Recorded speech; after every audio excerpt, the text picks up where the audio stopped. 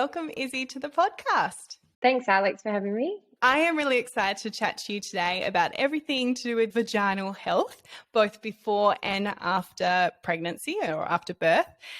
It is a topic that's probably not spoken about enough. It definitely isn't really hitting mainstream media at all. And so a lot of the questions and topics are things that people want to know the answers to, but maybe are too nervous to chat about. So that's why I've got you on here as a women's health physio to dive into this a little bit more for us. But before we start, can you please let us know a bit about you and what you do? Okay, well, so first and foremost, I'm a physiotherapist. So, and then I've done extra education at Curtin, doing my master's in pelvic health and continence physiotherapy. So, like the history of me and how I got into this is from a extremely early age at school. I've always been super interested in pubes and boobs and periods and puberty and anything like that with my friends. I was like, oh my God, you got your period? That's sick. Like, what are you using? Using a tampon? They look fun. And then that sort has just carried on throughout my life of just loving secrets and not gossiping though, loving secrets. And in physio, my first job was in Kalgoorlie at a private practice. And I just found that no matter what area of the body I was treating, some women would just love to open up to me about how it, they've got a sore knee and, it actually hurts when I have sex, not just my knee, but also in my vagina. Or I've got a sore back, I don't do exercise. And some people will go, oh, okay. And then I was like, but why don't you do exercise? Like, I just don't really like it. I'm like, okay, is it sore? And then they'll be like, actually, I just completely piss myself every time I walk, or I feel this heaviness between my legs. So I was talking to a few of the physios there, and they're like, you should really go into women's health. You've obviously just got a personality and a vibe of just allowing women to chat about anything. So I did a few post-grad courses that went for a week or a couple of weekends and just fell in love with it. So that's what started me doing the master's at Curtin, which I'm still doing now. I've just got 2 units to go before that's all finished. So that's a bit about me. And now I'm currently in Adelaide doing one of my clinics, and because my fiance is studying winemaking here, but moving back to Kawarama in August. So that would be good. So I'll be back there working at Latitude. That's exciting. We definitely want to get you back here because you are a little treasure for us down here in the Southwest, and women need you here. Just interestingly, why do you think why you've got that personality? Is it to do with your upbringing, or were you always like a family with lots of girls, or just really allowed to speak your thoughts? Well, that's really interesting.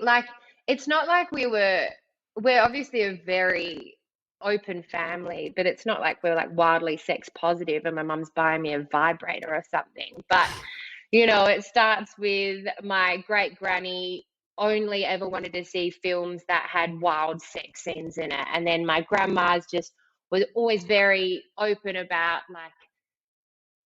just anything women's health related. And then when I got my period, my mum wanted to do a period party. So I think it was just a lot of expressing the female body was in our family, and complete comfort. And I did have a sister, but I went to an all girls school. But I also have a brother, and didn't really make much difference. We just very open, I guess.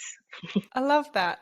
So our conversation today is really going to be about women getting checked or having a vaginal assessment after giving birth. And from some of the studies I was looking at, it looked at the rate was about 1 in 5 women actually go in and actually have a chat about their vaginal health or their pelvic floor after having a baby. How common is it for a woman to actually have something like a prolapse happen after giving birth? Well, yeah, so it's a bit of a tricky question. In some European countries like France and Belgium, I only know Belgium because my sister-in-law's there and they had a baby last year, but it's within their health system that once you've had a baby, you get between 6 or 12 funded pelvic health assessments from a physio, where they're really trying to change that in Australia. There's lots of women that are advocating for that now within physio, because at the moment it's completely out of the woman's expense. But so I think the reason why there's that lack of getting an exam after having birth comes from a financial reason. But why it's really important is, as you said, prolapse is quite a high risk after birth, as any form of incontinence and fear of returning to any sexual activity or exercise activity. So what it entails would be at your 6-week follow-up, you usually go to your doctor and they'll probably say like, oh, how's everything going down there? And if you didn't have a very traumatic birth, you might not even get a vaginal assessment there. And in the Southwest, they're very pro pelvic health physios. So usually they'll then send to one of us. And if the woman comes, I'll educate them in what the assessment is. And it is a vaginal assessment. So I usually assess visually what the vulva, the vagina, and the introitus will look like, and if there's any tearing or any redness. And then from there, ask if it's okay to do a palpatory exam, so assess the sensitivity of the outside of the opening of the vagina, and then go internally and assess the strength and the tone and the pain of all the individual muscles. And then from there, I can do a prolapse assessment. So prolapse is just the descent of a pelvic organ onto the vaginal wall. So you'll have like the anterior wall prolapse, which is the bladder that's pushing on the front wall of the vagina that will then push through, or the posterior wall prolapse, which is the rectum pushing onto the back wall of the vagina, or uterine prolapse, which is just the uterus falling down.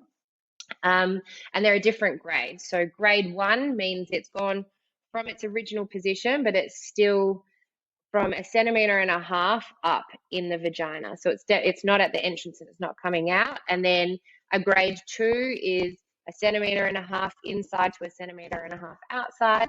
And 3 is 1.5 centimeters to 3 centimeters outside. And 4 is usually the whole organ that's come out, which does not happen straight after birth and is pretty rare. And usually by that stage, you know something's going wrong and you're probably to a gynecologist. But why it's really important is prolapse doesn't really happen completely after birth, but having a vaginal birth increases your prolapse substantially for later on in life. So birth is where you get the injuries of the pelvic floor or the fascia that holds the pelvic organs up. So as I said, so yeah, pelvic organs have support from above, from the fascia, and below, which is the floor. So if you think about prolapse, like you're in a small room with 4 walls and a ceiling, and let's say at each corner of the walls, you've got a rope, and that rope's connected to a ball. So the ball's suspended in the air by the ropes that's attached to the corners of the wall and ceiling. So if you go up above that ceiling and you drop something heavy on that ball, it might bounce a little bit, but it will come back up because those ropes are still holding it up. But depending on the weight and how much force you're throwing that object, let's say you've now thrown a huge grand piano on that ball, it's going to fall down and maybe that force will tear one of the ropes. So now it's sitting a little bit down and lower. So that grand piano is equivalent to having a vaginal birth. So you can say, and then as well, the force of that, if you've had a really, really long, hard birth and you're pushing for hours and hours, that's like a few pianos being thrown at that. So those poor women that are like usually induced and just there forever, and then that induction is so painful, so then they'll have a epidural, so they're on their back and they're just pushing. There's a much higher risk that with a epidural birth, you're going to sustain a what we call an obstetric injury, but mainly because you have to have it on your back and you're pushing. So, and then the second are the women that are just like, it was wild and it was fast. So that's just like a huge, ginormous piano out of nowhere just being thrown at that ball, and those ropes have no idea it's happening, and they're like, ah, and then they break. And that's because like all the structures in that birthing canal haven't had that time just to like soften and open and stretch with it. So usually with those births is when you get injury to the pelvic floor with the underneath support as well as the above. But yeah, the fascial ones, they're really bad with those long, forceful second stage of birth of the pushing. So in our assessment, we'll see like where you're feeling that sort of laxity, so that stretch with a cough or a push. They'll be inside and I'll say, I want you to push down, and I can sometimes feel on the top of my hand like pressure coming down, and then I might support the top and I'll say push, or I could feel something moving for underneath. So I know that's the posterior wall coming in or the anterior wall coming in. And but also what I can assess for is the muscles down near the front of the vaginal opening, and you can feel where they connect onto the pubic bone. And if they during birth have like stretched and thinned out quite a bit, so then there's a bigger hole for any sort of organ to fall through. So that's really like the pelvic floor structure that's holding it up. So with that information, I can be like, look, you've got a little bit of a drop of the pelvic organs, but nothing that's huge. It's not coming out. But you do have this thinning of the pelvic floor muscles at the front of the opening, plus you don't have like a lot of endurance or a lot of strength. So you'll be fine now, but if we don't rehab this now and get it back to like a nice strong position and well coordinated and everything, then later in life you might just be doing a big cough while doing a squat, and that's the straw that broke the camel's back. That just gives you that symptom of prolapse. Because I, in the pharmacy, get a lot of menopausal women, or 50 or to 60 up. It's usually actually more like 60 and above, coming in and saying, they're having issues either with prolapse and incontinence. And I suppose we are trying to build a conversation around it now, but back then they probably didn't have these conversations going on and weren't getting these assessments. Is it possible for a woman to feel for themselves after birth if there's a prolapse, or is it better to have an expert really checking it out? No, so that's a really interesting question that you bring up, because it's like a fine line to what a prolapse is at the moment. So biologically, the prolapse is just a descent of the pelvic organs. However, you don't know that. A lot of women don't know that they actually have descent until they get assessed. So I think there was a study done on 22-year-olds in America that were nulliparous, which means they haven't had kids, and 50% of them had a grade 1 or grade 2 anterior wall prolapse. So you think like, they haven't had a baby, why not? But it's just any excessive force. So, and if they're hypermobile as well, they've got more stretchy ligaments, and maybe they've done competitive gymnastics in their time, so that's been a lot of pressure going down. However, to then go tell them like, oh, you've got a prolapse, we'll just be like, what? Oh my God, they freak out. And they may never do any sort of high intensity interval training again or box jumps again. And that's more detrimental, I believe, for their health than ever. So prolapse, I believe, should only be diagnosed if it's also concurrent with symptoms of prolapse. And symptoms to monitor are like if you're having difficulty emptying your bowels, because you might feel that there's pressure of wanting to do a poo, but then it doesn't matter, it's just not coming out. And that might be because that little bit of prolapse into the back wall of the vagina has caught a bit of the stool, so it's like in a little pocket. So that's one of the symptoms. Another symptoms obviously is incontinence, or inability to completely empty your bladder, because some of the bladder's kind of tipped into the front wall of the vagina and has built like a little reservoir of wee while you can empty the rest, but this little bit stays. So then when you stand up, you might then have a big sneeze or go to a gym class and think that you find you've emptied, but there's still a little bit of wee left in the bladder, and that control of the muscles that then grip around the urethra aren't as strong. And then thirdly would just be that feeling of heaviness or discomfort, or even just seeing that there is a bulge between your legs, just like a little balloon. That's pretty much the most common one that women have. And it's like, it's just uncomfortable, or when they sit down, it just feels, I mean, you've sat down on your bum forever and then you sit down, there's something there, you know there's got to be something wrong. But what you brought up earlier about the women in menopause is really interesting, because what happens is with menopause is we lose estrogen. So, and your vagina and your urethra are estrogen receptive tissues. So they require estrogen, they grab onto it, and it keeps them plump and moist and thick and strong.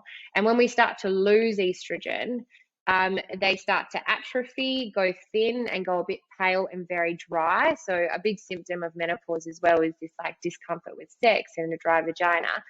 But postnatally, we also lose estrogen because that's how we can breastfeed. So a lot of the time as well, I get a lot of very stressed out new mums that think they've got prolapse because it's very uncomfortable, and when they sit down they feel it, but actually when I've done the assessment they don't at all, and it's just really red and raw around the outside of their vagina because they're breastfeeding and they've lost all the estrogen. So just giving them a little estrogen locally is great, or even just saying put some moisturizer on your vagina while you're in these breastfeeding years. And especially when they stop freaking out that they've got a prolapse, it's amazing how quickly their symptoms go away. And I'm not saying it's in their head, but when you feel something, you can catastrophize that so much until someone just looks in the vagina and you're like, it's all good. And they're like, oh, sweet, everything feels fantastic now. Because it's a scary place, your vagina after birth. Like, you barely look at it before birth, and then after, you've just got, you know, that awful joke of, what did he say? Robin Williams said once, watching your wife give birth is equivalent to watching your favorite pub burn to the ground. You know, like there's not a lot of positive body image that goes on after you've had a baby, or women are like, I'm scared it's going to look like minced meat. And then just so rarely do I see a postnatal vagina that is like, well, I really barely ever see any sort of vulva or vagina that's just disgusting. They all look so different, and just some are a bit more open than others. But yeah, never, ever, ever have I seen minced meat or a burnt down vagina when I've done an assessment. It's definitely something that plays on women's mind. And that kind of brings us to the thing of this topic being quite taboo to talk about, and the rate being low for women getting checked, and why that is. You were saying earlier before we started recording about the origin of the word vagina, and I think right now is a really good time to chat about it. Can you tell us where the term comes from? Absolutely. So we were just discussing this at my work yesterday, and the Latin origin of vagina was made in the late 17th century, and the word vagina literally meant sheath, which is a sheath of a sword. So meaning that its only importance was to hold something in it, and that was it. And then the original of the word pudenda, which is in textbooks, usually the vulva, vagina, anus for a woman is the pudenda, and then for males it would be like the testicles and the penis. But the word pudenda is from the Latin word of pudere, which is to be ashamed. So I'm not saying that's how we feel of it now, but as in, it's very difficult for women to come from this like long line of systemic, your vagina is literally a shield to hold a sword, and it's something to be ashamed of. So there's so many great positive things out there now for women's bodies, especially on Instagram and for all sorts of social media. But yeah, it will take a long time for women to be able to talk like, hey, by the way, I'm feeling this really weird bulge. Like, what about you guys over a glass of rosé on a good Sunday afternoon? But it's happening more and more, I think. That absolutely blew my mind when you told me that before. I just cannot even, I just can't believe that that's where it even came from. And then it's funny that you said about chatting about it over a glass of wine. I was very lucky that my very close friend is a midwife. And so we had lots of conversations. And I remember towards the end of my birth, it starts getting already changing down there and getting very swollen. And I remember thinking, have I already got a prolapse now? And I checked with her and I was like, can you get a prolapse like when you're pregnant? And she sort of just said, things change. You started to get a bit swollen. And I was like, oh, okay, that's it, just, oh, good, feel better now. That's probably nothing. We'll continue on. Well, also like the vagina is, and the pelvic floor, it's part of your body. It's got the exact same inflammatory response. It's got the exact same response to injury. So, if you fall down the stairs and roll your ankle, you're not going to be surprised that your ankle's blown up and you can't walk on it and it's a bit sore. Yet, you push out a giant watermelon from your vagina, which you've never done before, and then you're like, oh my God, it looks different. It's like, no shit. It's like just done the most unreal thing ever. And it's definitely sore. It's definitely injured. You just need to give that time to recover. And especially one thing that's quite hard is with the 6 week, everyone, it's like, oh, I'm 6 weeks. So, I had sex because it was 6 weeks. I'm like, yeah, but did you want to? Did you feel ready? It's like, oh, and that's like a second thought than it is a first thought. But thought I'd just test it out, which you'd never kind of, footballers do their ACL and they're out for the season, there's not this like, oh, you're 6 weeks, can you go now? I'm like, well, but yeah, so it's like any other part of your body. Yeah, that's a really interesting point that you've brought up about that being an afterthought of like, oh yeah, did I really want to? Was I really ready? There's definitely, it feels like an expectation or something that we need to quickly jump back on the horse, so to say. But yeah, so afterwards you do need that recovery period. And obviously in all of this, it's not to say get a C-section either, because we're designed to vaginally give birth. So it's just some things that we can do afterwards and things to be aware of. But yeah, it can be very swollen and uncomfortable for a while. So when is it a good time, or when would you recommend waiting until they come see a women's health physio? Oh, 6 weeks. 6 weeks, because of remodeling, tissues will be start to getting healed, and we can have a look, and we know that we're early on. So we're like, look, this is this. And just for the education, they'll start to kind of want to start walking and do, what should I do? Can I just jump back to the C-section comment? Because I completely agree with design, but there's no shame as well towards C-section. I know you would agree with this too. And there's a reason why I think it's like 1 in 10,000 women die in childbirth in Australia, but 1 in 11 die in Africa, because we've got health professionals that are able to give this sort of informed consent of look, your baby's this size, you're this size, or what's another one? As in VBAC as well. I think it's great to do VBAC, but also to be aware that you're more at more risk through the evidence that we've got now of sustaining an injury. So we're definitely more designed, but the design of birth is still not the best design for a human body ever. We thought 9 months of sitting something very heavy on just this one little hammock of muscles that we've got. So I think informed consent is so important in giving birth, because 1, you don't need 1,000 people looking up your vagina the whole time, and 2, it is, I think, more people get cesareans because they're scared, because they don't actually know that they can give birth. But then I also think there's this big drive to I want to do everything naturally and be great, but they should have had a C-section, and then they've now got all these very long-term, very, very sad injuries that are very hard to fix, even surgically afterwards. So having a doctor that you really, really love and aspire to and just have complete trust, or a physio or a pharmacist, just someone that knows a lot in this field, and a midwife, obviously, that can be just give you all the facts, and then you can go with the choice you want. But yeah, sorry, that was my little soapbox about C-section versus vaginal birth. I think that's important. I think out of all of that is the main takeaway from that is that it is making the best choice for you and yourself and making an informed choice. So you're right, there's no shame in having a C-section. And there shouldn't be the pressure of having to do a natural birth.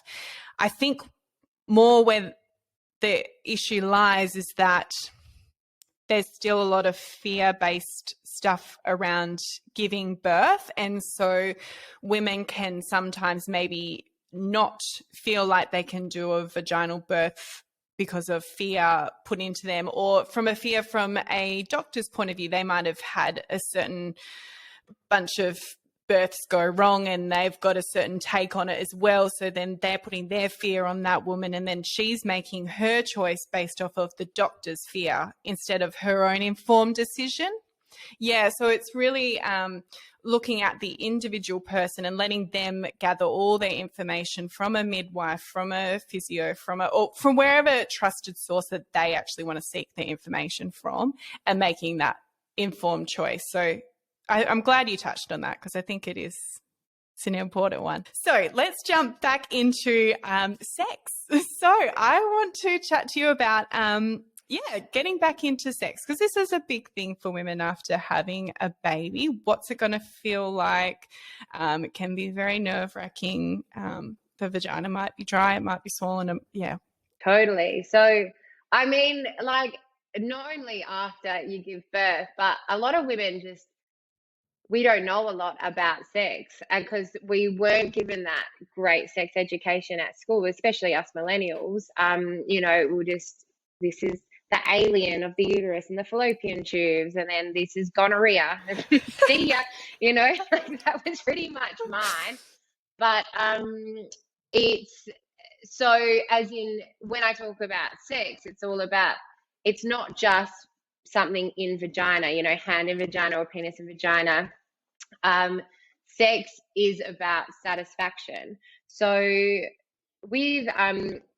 so maybe before they got pregnant, if they were always having sex and just like, yeah, cool, and then straight away it was just intercourse sort of sex, like internal sex, and they can't really do that anymore because they're like, oh God, it feels awful, I don't like it. But maybe their whole life they've never really known so much about foreplay or getting into full arousal before you even do any sort of intercourse, doing all these outer course different things to feel more desire, more arousal. Because with desire and arousal is when we start to get increased sensitivity and better lubrication, and that was all fine before, but now when you've got a baby, you've got some form of, like, there's been some injury to the pelvic floor, even if it's a cesarean, you've got like this discomfort of a scar, or maybe you've got a little bit of a body image issue now because your body looks a bit different. Your boobs are these rocks and they're sore and they're leaking, and you might also be incontinent. You're like, I don't even know what's leaking, but something's leaking. So yeah, it's obviously a really stressful thing to go back to sex, I reckon, after having a kid. And with stitching as well. So if you've had any sort of perineal tear, so that's a tear from the opening of the vagina down towards the anus, and they're also in different levels. So you've got level 1, which is just into a bit of the perineum, level 2, which is more than 50%, level 3, which is going into the external anal sphincter, and level 4, which is external anal sphincter and internal. And that's a real bummer of a tear, but you can get over them too. But so let's say you've had a tear and you've needed a stitch. There's not even a lot of information. They're like, oh, I stitched you up nice and tight, off you pop, and you think that's great. But now you've got all these pain after, and it's just awful, and you don't know how long the stitches are supposed to be in there for. So I've had some women where the stitches are still there like 4 months after. I can still feel them when I do an internal. You can just feel this tiny little prick. So obviously, if you've got that, you're not going to, you're like, I'm still feeling these stitches. I don't feel sexy in any way, and I don't want to have sex. So that's completely fine too. Or the body image stuff of like the boobs, or maybe you feel some heaviness in your pelvic floor, so you're scared you've got a prolapse and you don't know what that feels like. And any form of chatter in your brain stops your sexual response. So that means you're going to have less arousal, less desire, it's pretty much a brakes to the sex system when you're starting to think any sort of thoughts in your head. So returning to sex after giving birth is a scary thing, and that's fine to feel scared. But tips of making it more enjoyable that I give is like, make sure you are aroused and it's not quick. So the evidence states that women take 20 minutes to get aroused. So that's, 20 minutes of foreplay, of kissing, of cuddling, of any sort of like clitoral stimulation, massage, anything. 20 minutes is the average, which is long. Even when I read that, and I think I'm quite sex positive, I'm like, gee, but 20 minutes just for foreplay like that. Do you know what? It's even longer if you have a baby who you put down for bed and you know that they're going to wake up in another half an hour or an hour, and you're like, 20 minutes. Oh my God, absolutely. And that sort of chatter in your brain, that's not helping, is it? You're like, oh my God, are they going to wake up now? They're going to wake up now. So when I tell people that, that's sometimes quite exciting, but a lot of them like, what? And then after I just say, and lube's your best friend. Like, you don't have a lot of estrogen. If you were someone that was like wicked and wet before, you're just not going to be that girl anymore.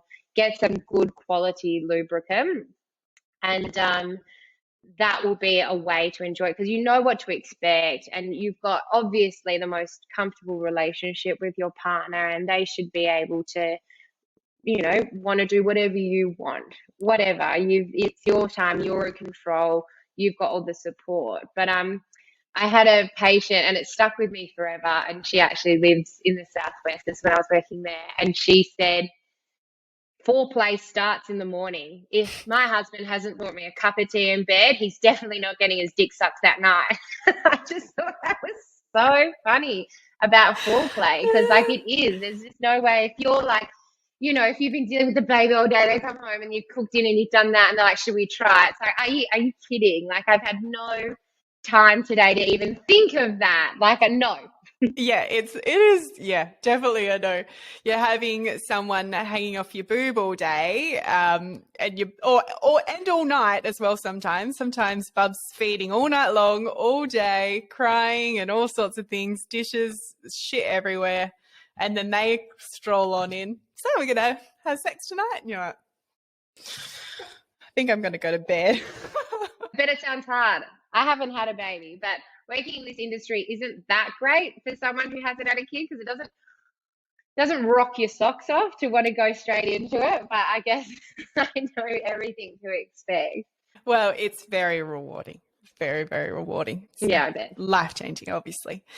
So we've touched on sex after birth. What about incontinence? We sort of briefly talked about incontinence. Can we dive a little bit more into that? I think women probably start experiencing a bit of that incontinence during pregnancy as bub is bouncing up and down on their bladder like it's a trampoline. So, yeah, what about afterwards? What are some things that we maybe can do to help with reducing our risk of incontinence? So I would say risk of incontinence after birth, all these sorts of like reducing risk after birth, you can be the best woman ever and be so diligent with everything you want to do, and just be blessed with the most godforsaken birth ever, and you may still get a prolapse. So I think as well, it's just allowing whatever happen will happen. But in saying that, I think so incontinence is the leakage of stool, feces, or bladder, or urine. So if we're talking about urinary incontinence from the bladder, that does start quite commonly during pregnancy. And as you said, your abdominal space is being taken up by this baby, so the space for the bladder to fill gets a lot less, so your bladder capacity reduces, plus the force that's hanging down now on your pelvic floor is increased because you've got a lot more weight, so the muscles are more stretched, so it's more difficult for them to be able to contract and be quick when they're at a stretched position. So like a weight feels heavier when you've got an arm stretched out than it does with your arm close to your chest. It's the same weight, but just the position of your muscles are different. So So the most common one you get during pregnancy is stress urinary incontinence. So that's incontinence of the bladder with any sort of external force on the bladder. So that's like a cough, a sneeze, a bend forward, a sit to stand, and you leak on them. So ways to reduce this risk without, if you have the perfect pregnancy, would be to make sure you know what your pelvic floor muscles are and start doing pelvic floor muscle exercises during pregnancy.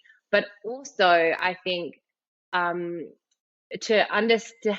be really empowered about what the birth is going to be like as well, because I think that reduces any sort of fear towards birth and being stressed out and not wanting to push and maybe contracting your muscles too much, and then the baby has to force its way through. Where if you're really informed in what birth's going to be, you've got a good birth plan, you're feeling in control, I just believe the body reacts a bit of a better way. That's got no evidence in it, by the way. I just think any knowledge is power. And I know that they do that a lot. I mean, hypnobirth, there's obviously a lot of, that's more of the alternative way, but I do think all my clients that have undergone a lot of birth training and the hypnobirth training as well, they just have less bad outcomes with normal sort of births because they just surrender to their body to do what it needs to do, as opposed to like a lot of fear, a lot of tension to sustain an injury. So then after birth, it's also super common straight away to have stress urinary incontinence, because if you think about it, back to the analogy of like rolling an ankle, your pelvic organs have gone through mass injury because they have been really stretched beyond, what is it, like 10 times or 100 times more than it's supposed to, and so they're injured. So if you think of like a knife, if you think of a piece of paper folded 8 times and then bent into a U shape, and you kind of put your hand on top of that paper, that's a nice firm support. Where if you take that paper away and you don't have it folded, and then you cup it like a taco in a U shape again, it's a lot more floppy on top. So that's your muscles that have been stretched so much end up being a lot thinner. And because, like I was saying before, holding a weight with an arm out straight, it makes it feel very heavy. So that ability to get all the muscle fibers in and do a good contraction around at the front, around the urethra to stop any sort of wee, it's just not going to be as fast and not going to be as strong as it was before you had a baby. So sometimes, I mean, most of the time that will get better when you give it that time for it to heal and the muscles start to get thicker again and you bring it on. But after 6 weeks, if you're still experiencing that quite a bit, then a pelvic health assessment is perfect, because I can be like, oh, look, you're actually not contracting these muscles very well. We're going to give you an individualized program to do so. And also, a lot of girls don't know how to contract their pelvic floor muscles. I mean, for guys, it's easy. You can just like look in the mirror and contract, and you see movement, you know you're doing it. Where for women, you're doing something and you feel something and you're like, cool, that's it. But there was the woman who started the master's course at Curtin Uni, Jules Thompson, when she was a new graduate, so a few years ago, she did her first PhD paper on how 40%, I believe, 40% of women that think they're contracting their pelvic floor are actually bearing down on their pelvic floor. So that's a huge amount of girls that are doing the complete opposite of what a lift is. So it's like bend your elbow and some 40% of women straighten it. And you just think, well, that's stupid. But it's not, because we just don't know, and you've done something and you associate that feeling with the lift. And so that's quite hard to then change your entire ability to wire your nerves into telling what the muscles are supposed to do. So that takes a lot of training. You can tell that by the ultrasound that you do, or do you tell that by the internal? Oh, yeah, good point. So, I mean, from both. Okay. From both completely. So the real-time ultrasound, the transabdominal one, it's like what the scans you get when you're pregnant. So you have to have a little bit of urine in your bladder so that we can at least see the bladder, and it's this big black blob. And if I say contract your pelvic floor, I should see that bladder lifting up, and then relax your pelvic floor, I should see that bladder going back to its starting point. And same if we're doing a vaginal exam, I'm obviously palpating the muscles, so I'll say contract and I should feel the muscle move, and then relax and I should feel it go. But for some reason, for some people, that is like a contract and they push down, or especially in the 80s, you know, it's all those online aerobic exercise, and pelvic floor was just like draw in your tummy, squeeze your bum, you know, and that's actually not at all the pelvic floor. They're all the surrounding muscles. So a lot of those women, when I say contract your pelvic floor, go like that. And if you do it, when you bring in your tummy muscles and squeeze your bum, you're actually pushing down, you're bearing down. It's like you're forcing out a poo sort of thing. So it's that's not the way we do it either. So I will tell women how to do that. Or some girls just literally can't activate it. They just haven't ever done it in their life. They never needed to.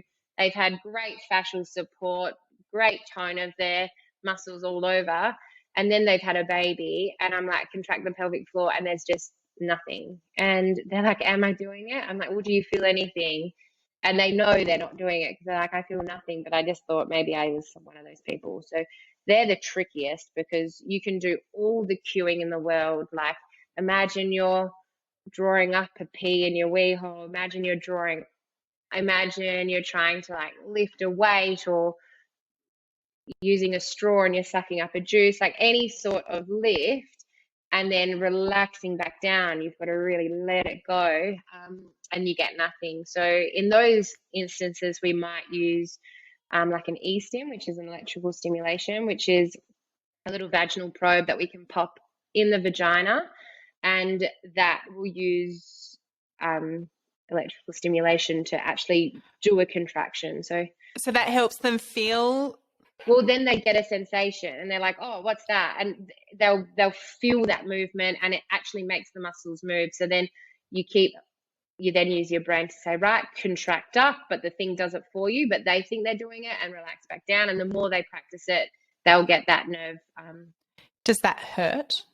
It doesn't hurt, but I had one girl that used it, and it was just, you know, you pop it in, you feel something, and it's like a bit scary, and you're like, but you know, it's not. It doesn't hurt.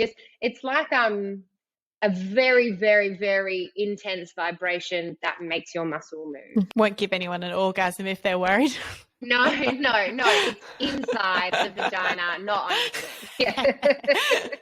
Just to clarify, just in case. It's not a dildo, no.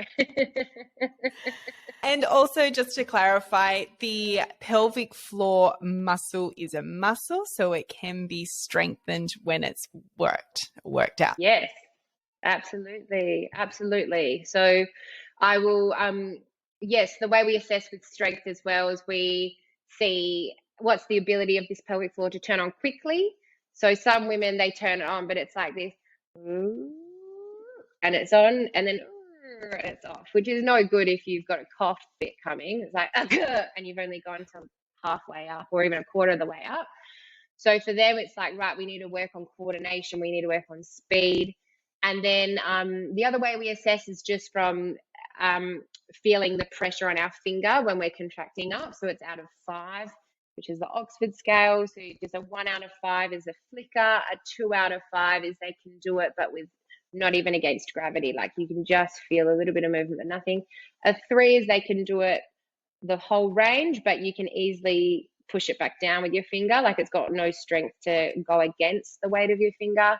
And then a 4 is stronger than that, and a 5 is just really strong. I can't move it, it's there. So I'll give it a sound, and that's referring to the power of the muscle, so how much weight it can lift. And then the other thing is the endurance, and I'll ask them to lift and hold for as long as I can. And this, I'm not just looking at the muscle itself of how long it can be on for, but also are they contracting it and, you know, holding their throat, holding their breath, widening their chest. What's the quality of the contraction? Because again, we're not going to walk around holding our pelvic floors with our breath held the whole time.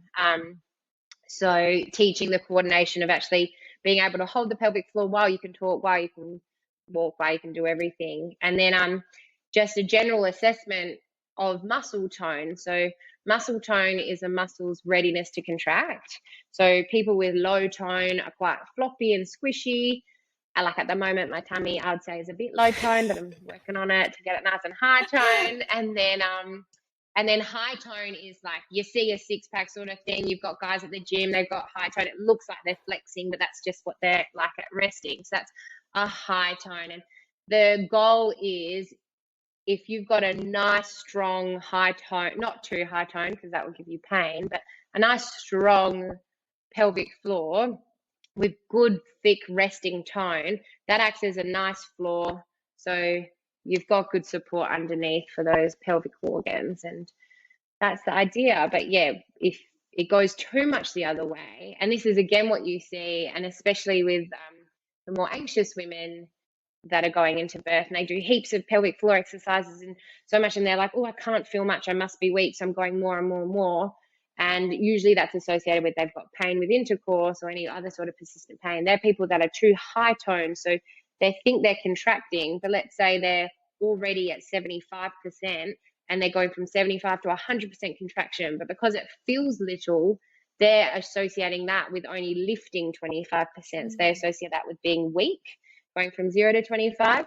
So that's one where if you've got pain and you think you're weak, usually you're too high toned. And that's why getting a vaginal exam is better than just a real-time ultrasound, because like I was saying before, all we see is the muscle able to lift the bladder or drop the bladder, but it doesn't tell us like, oh, the muscle's actually already sitting at quite high.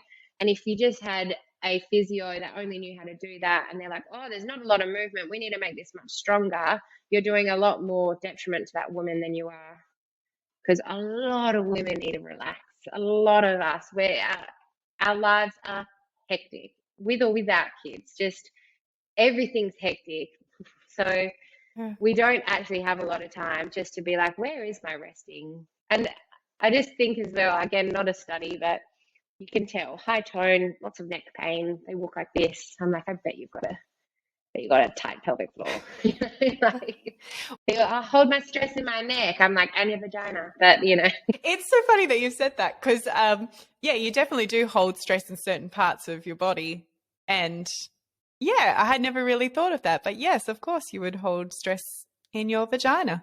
They did an EMG study and showed that the muscle that was first to contract with fear was actually your pelvic floor.